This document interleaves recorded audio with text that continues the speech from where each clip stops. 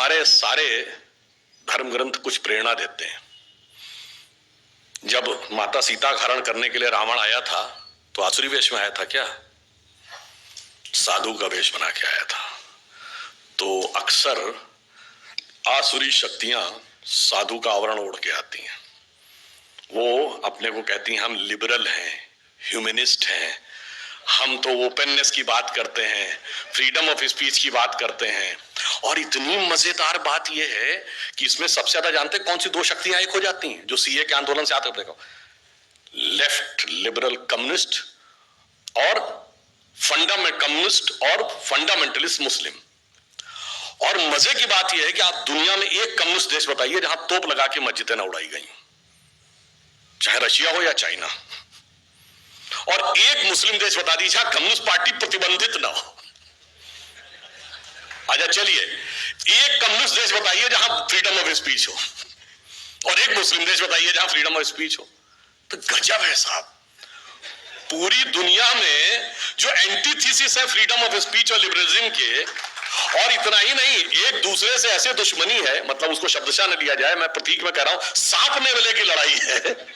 वो यहां पे आके एक होके हमको लेफ्ट लिबरल होने का ज्ञान देते हैं। इसे ही कहते हैं कि कैसे आवरण में धड़कर आता है और आपसे कहता है मर्यादा की सीमा के बाहर आ जाओ लक्ष्मण रेखा के, और गलती से कोई चला जाए तो बस फिर क्या गति होती है, तो रावण के चंगुल में जाना पड़ता है। इसीलिए, और वो चीज क्या है, अब एक और बात समझिए, एक दूसरे प्रकार का भी रावण आ रहा है जिसे समझना चाहिए। थोड़ा सा विषय लेके बताना चाहता हूं। ये रावण के 10 ही सिर क्यों थे? 8 या 12 क्यों नहीं? 20 या 25 क्यों नहीं? और एक सर कटता था, दूसरा क्यों उगाता था? और अगर 10 ही सिर थे तो उसका नाम दशानन क्यों था? 10 मुख वाला क्यों था? 10 शीश, 10 ग्रीव, 10 कंधर, दशोदर क्यों नहीं था? एक्चुअली में रावण के 10 सिर 10 इंद्रियों के प्रतीक है, और दशानन इसलिए कि 10 इंद्रियों की खुली हुई बहिर्मुखी पिपासा, the extrovert tendency of all the 10 senses. एक सर कटेगा, दूसरा उगाएगा। इसका अर्थ क्या हुआ कि एक किसी इंद्री की इच्छा पूरी करो, immediately it will replace by other, even God can not stop it.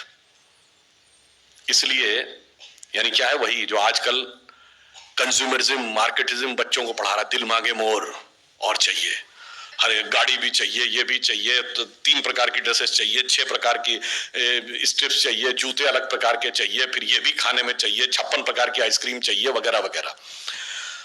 और वो 10 इंद्रियों, और उसको कभी समाप्त नहीं हुआ। एक सर कटेगा, दूसरा उगाएगा। जिस दिन आपके पास कार आएगी, आपको बड़ी कार की चाह हो जाएगी, फिर मर्सिडीज, फिर BMW, फिर प्राइवेट जेट, और प्राइवेट जेट में भी सुपरसोनिक जेट, और फिर पता नहीं क्या क्या होता रहेगा, उसका कोई अंत नहीं रहेगा।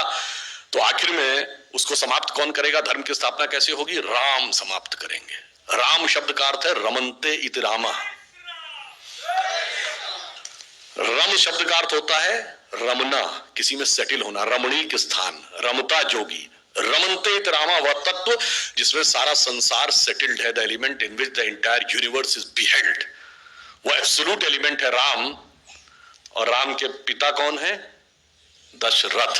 जब 10 इंद्रियों को रथ लेंगे तो हृदय में वो एलिमेंट पैदा होगा जो 10 इंद्रियों की बहिर्मुखी पिपासा को नष्ट करेगा।